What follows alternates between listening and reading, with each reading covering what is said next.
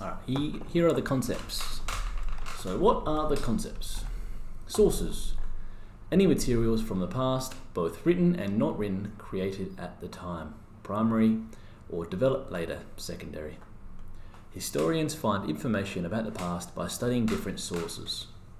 I'm not talking about sauce on tomato pies or sausages or sausage rolls. We're talking about things, primary sources that were created back in time at an event or something significant, and sources that are secondary that were created later. So this could be a book about an historical event. The book would be a secondary source. So types of sources, not barbecue sauce or tomato sauce. Can you think of an example of a physical source? A written source, visual source, oral source. So a physical source might be a Roman shield or a Roman sword, something created in history. Could be an Aboriginal spear that was created 2,000 years ago. A written source, maybe a letter written by a convict 100 years ago. That's in a museum today. It's most physical things, or most things that you see in a museum, a lot of them are primary sources. So primary source, written records, stories, objects, pictures or paintings made at the time of the event. The secondary source, made after the event has taken place. So if you go to the library and you find a book about something that happened in history, you find a history book, it's going to be a secondary source. Most things in the school library are secondary sources. Cause and effect. Cause and effect is a relationship between events or things where one is a result of the other. So something happens and it affects something else.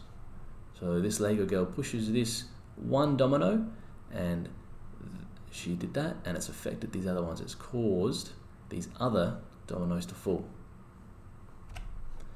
Significance. What is the meaning of significance? Significance is about an event in history that is significant and plays an important role in our development as a nation or development as a people. So in 1788, Captain Arthur Phillip founded Australia by landing at Botany Bay and raising this flag. So this is a significant moment.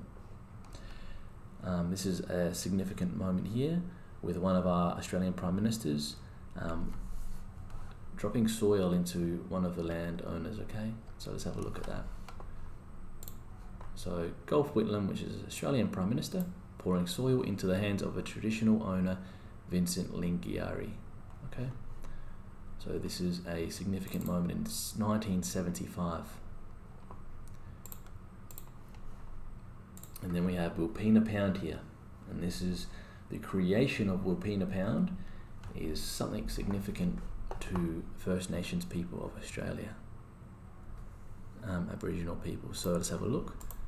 All right. So according to the tradition of the Adnyamathanha people, the indigenous inhabitants of this part of South Australia, Wilpena Pound was formed when two Dreamtime serpents travelled south and carved the landscape in their wake. So the creation of Wilpena Pound by these two Dreamtime serpents was a significant event, okay? So that was a significant event. Significant for you. Name a significant event. This could be the day you were born. Maybe it took place in a certain hospital. And who was involved? And what makes these significant? So normally something significant is of an event, a place, and a person involved, or people, more than one person. Perspectives. Okay, so people have different perspectives about things. Some people might think this person is facing to the right, and some people might think he's facing straight ahead. And same with this woman here.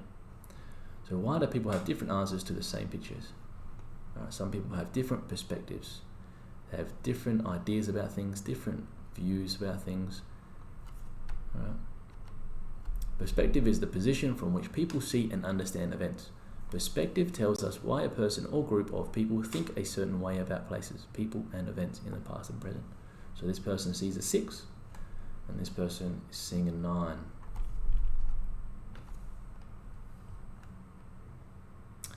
Here we see 3 different people with different perspectives, okay? Hello, my name is Matilda. I'm 10 years old. I grew up using mobile phones for communicating and using the internet. Hi, my name is Rohan. I was 10 a long time ago. I grew up using other ways to communicate with my friends. I've only just begun using a mobile phone. My name is Martin. I didn't grow up with mobile phones, but now I use a device all the time for my new job.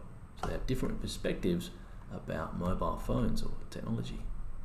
What do you think their point of view is on whether kids should or shouldn't have mobile phones? So they might have different perspectives about why kids should or shouldn't have mobile phones. Empathy. Empathy is understanding and sharing the feelings of another person or animal. Alright. So this owner's being empathetic and maybe knowing that his dog would like a hug. Okay. So you're understanding and sharing the feelings of another person or animal. Here's a video that we watched in class, all about empathy. Next concept, continuity and change. Continuity and aspects of the past that have remained the same over certain periods of time. Change. Events or developments from the past that represent modifications, alterations and transformations. So what things have changed? And what things are the same? Continuity.